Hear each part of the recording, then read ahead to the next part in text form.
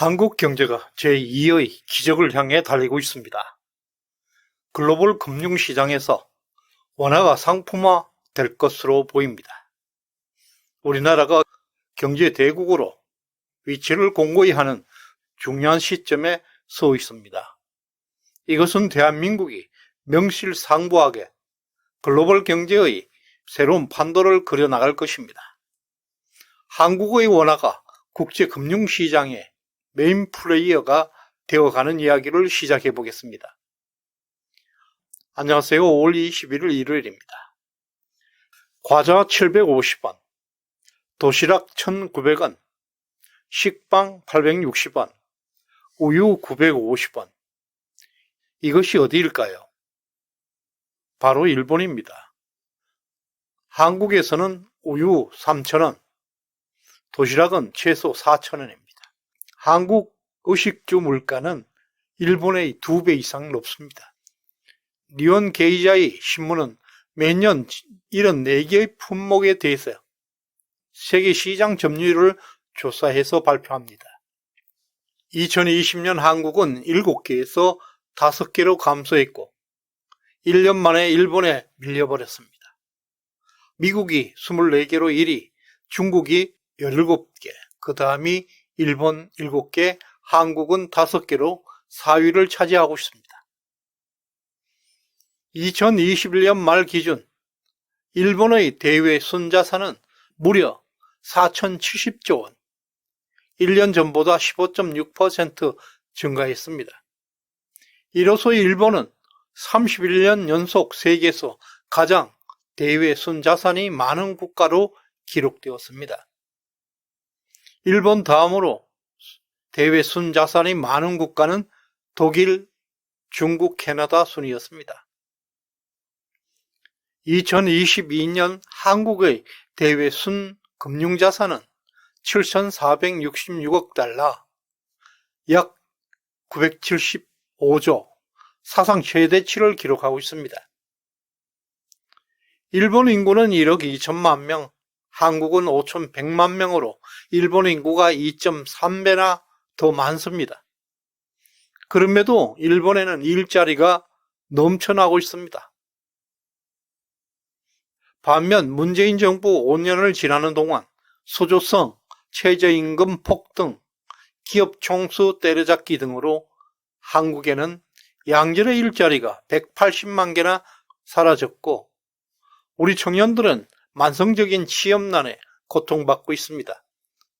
이런 상황에도 불구하고 일각에서는 이제 일본은 한국을 이길 수 없다. 일본 최고 전문가의 경고, 내년에 일본은 순식간에 붕괴한다. 일본은 진짜 끝났어요. 박살나고 있는 일본, 왜 무너질까? 이런 방송들이 넘쳐나고 있습니다. 그러나 그들의 주장과는 달리 일본은 여전히 세계 초강대국입니다. 최근 일본에서 G7 정상회의가 열렸습니다. G7 국가들이 공통적으로 갖고 있는 것은 무엇이겠습니까? 글로벌 리더, 초강대국이라는 지위, 그리고 그들은 달러, 파운드, 유로, 엔화 등을 한국이 가지지 않는 기축통화를 사용하고 있습니다. 이제 우리 윤석열 정부는 대한민국의 대역사를 진행하고 있습니다. 다름 아닌 자본시장의 전면 개방, 마지막 남은 외환시장 개방입니다. 이것은 국가의 미래를 결정하는 글로벌 경제 패권으로 가는 중대한 과업입니다. 윤석열 정부는 내년 7월에 자본시장에 이어서 외환시장 개방을 결정했습니다.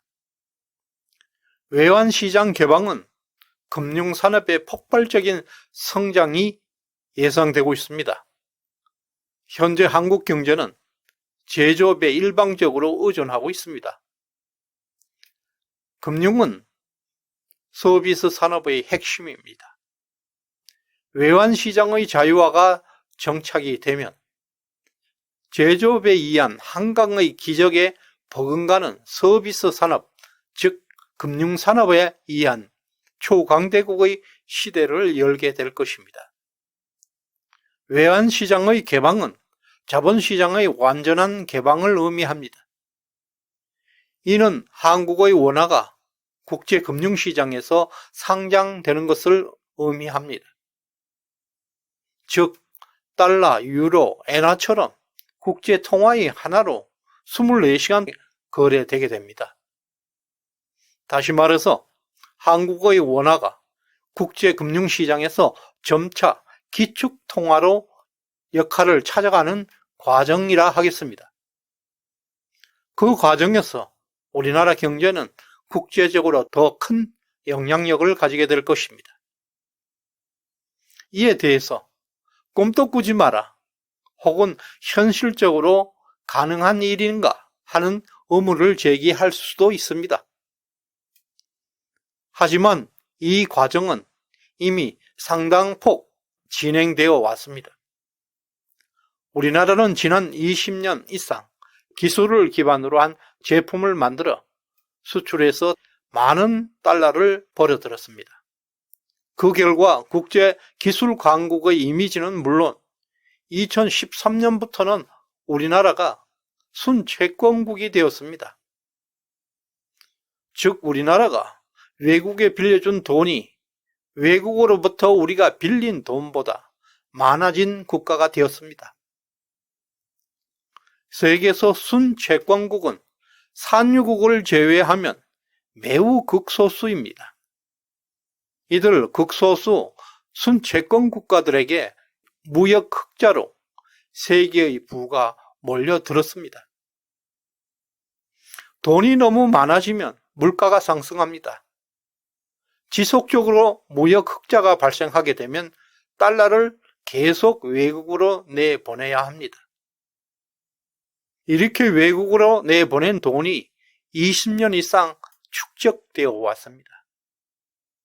최근 무역 적자가 연속되었습니다. 그럼에도 불구하고 올해 경상수지 흑자가 되었습니다. 이와 마찬가지로 일본은 2010년 이후 13년에 걸쳐 9번이나 무역 적자가 계속되어 왔습니다. 그럼에도 불구하고 일본의 경상수지는 12년 연속 흑자를 기록하고 있었습니다. 왜 그렇겠습니까? 일본은 앞에서 본 바와 같이 이미 31년 동안 세계 1위 순채권 국가입니다. 일본의 불황이 시작된 1985년 이전 일본의 제조업은 황금기 세계 최고의 부를 끌어모으고 있었습니다.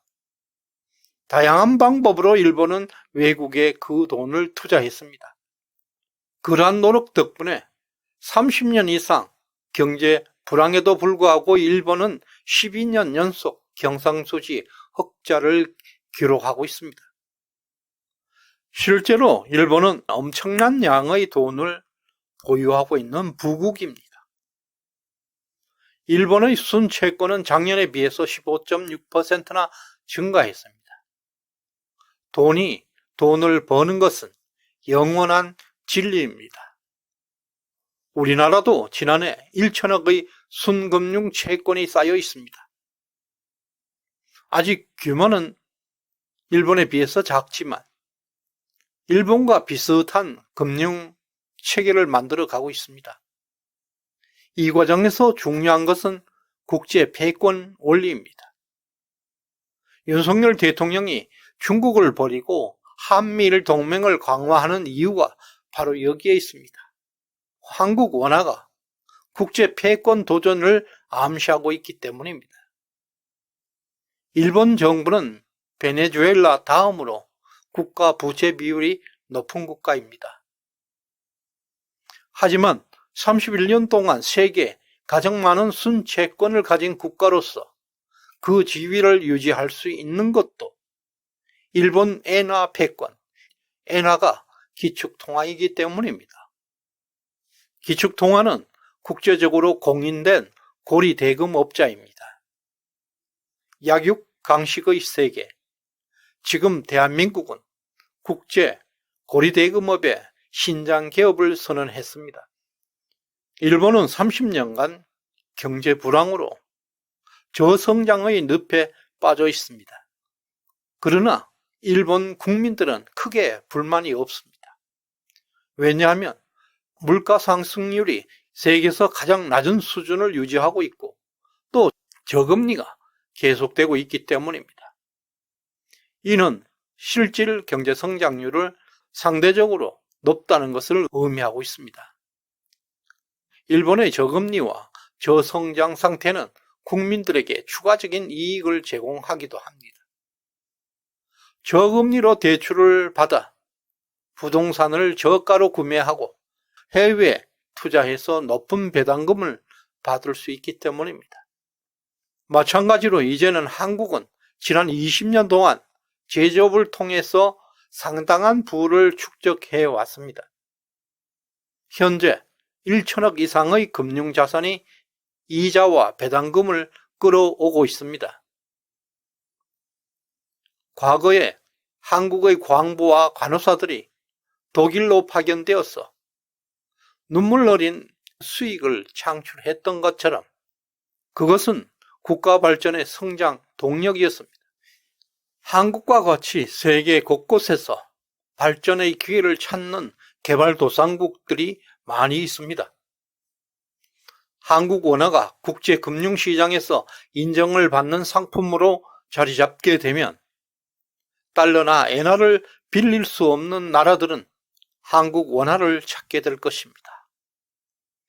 그래서 한국 원화는 이런 국가들에게 가뭄의 단비 같은 기회들을 제공하게 될 것입니다. 이것이 바로 원화가 기축통화가 되어가는 과정입니다. 정말 아쉽게도 지난 5년 동안 문재인 정권은 500조를 탕진해서 재투자 기회를 상실을 함으로써 두고두고 후손들에게 큰 부담을 남길 것입니다. 일본의 경우만 보더라도 자본 투자는 승수 효과로 인해서 수십 배 이상 증식되는 것을 볼 수 있습니다. 이제 한국 원화가 기축통화가 되어가는 과정에 진입하고 있습니다. 한국이 다시 한번 도약의 길을 걷고 있습니다. 금융산업을 통해 미래를 향한 혁명적 변화가 시작되었습니다. 오늘 영상 제작에 후원해 주신 에스델님, 수덕덕명님, 박건섭님 진심으로 감사드립니다. 시청해 주셔서 감사합니다.